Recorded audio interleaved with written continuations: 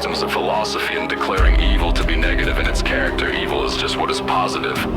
It makes its own existence felt. Leibniz is particularly concerned to defend this absurdity, and he seeks to strengthen his position by using a palpable and paltry sophism.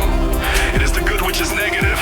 In other words, happiness, satisfaction always implies some desire to fulfill some state of pain brought to an end.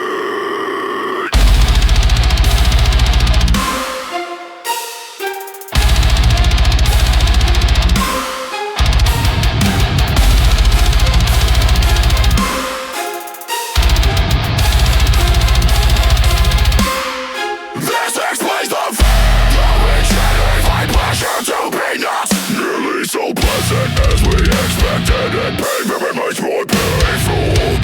Basic on this planet is extended and always a pain. I'm thinking with there isn't even that is it. Just a time, time has been a business to see. Show me what the second is count.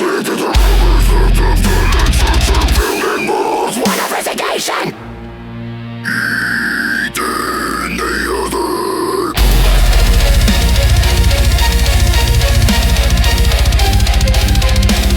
The best consolation in misfortune, or affliction of any kind, will be the thought of other people who are in a still worse plight than yourself. This is a form of consolation open to everyone. What an awful fate this means for mankind as a whole. We are like lambs in a field, disporting themselves under the eye of the butcher, who chooses out first one and then another for his prey. So it is that in our good days we are all unconscious of the evil fate may have presently in store for us. Sickness, poverty, mutilation, loss of sight or reason. No.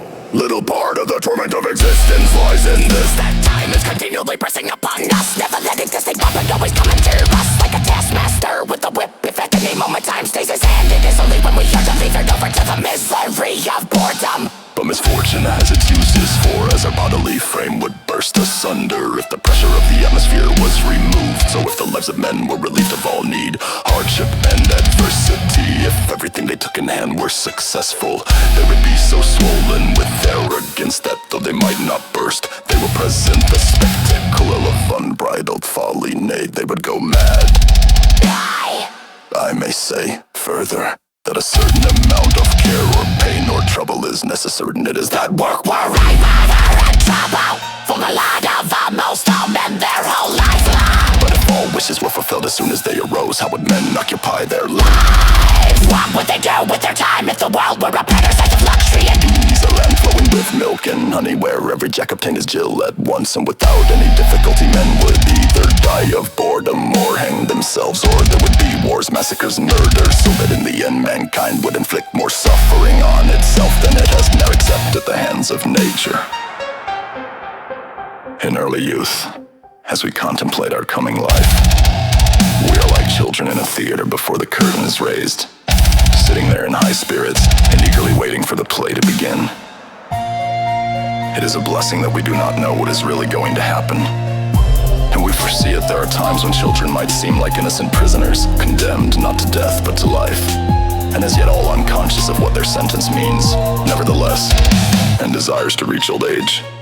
In other words, a state of life of which it may be said, it is bad today, and it will be worse tomorrow, and so on till the worst of all. Have you tried to imagine as nearly as you can what an anonymous real intense suffering of kind of sunshine on mine, and of course you will admit that it would be much better that with an earth and the moon and sun were able to call forth the fountain of the phenomenon of life. And if here is there, the surface were still in a crystalline state, again, you may look upon life as an unprofitable episode, disturbing the blessed calm of non-existence. And nice things have gone with you tolerably well. The longer you live, the more Clearly you will feel that eternal life is a disappointment, nay, a cheat. Have two newer friends in their youth naked kind again. You may look upon life as an unprofitable episode, disturbing the blessed calm of non-existence. And in any case, even though things have gone with you tolerably well, The longer you live, the more clearly you will feel that. On the whole, life is a disappointment. Nay, a cheat.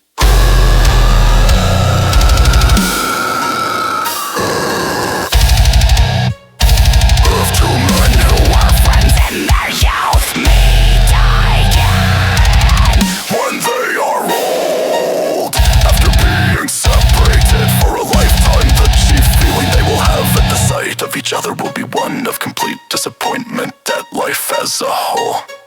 Because their thoughts will be carried back to that earlier time when life seemed so fair as it lay spread out before them in the rosy light of dawn.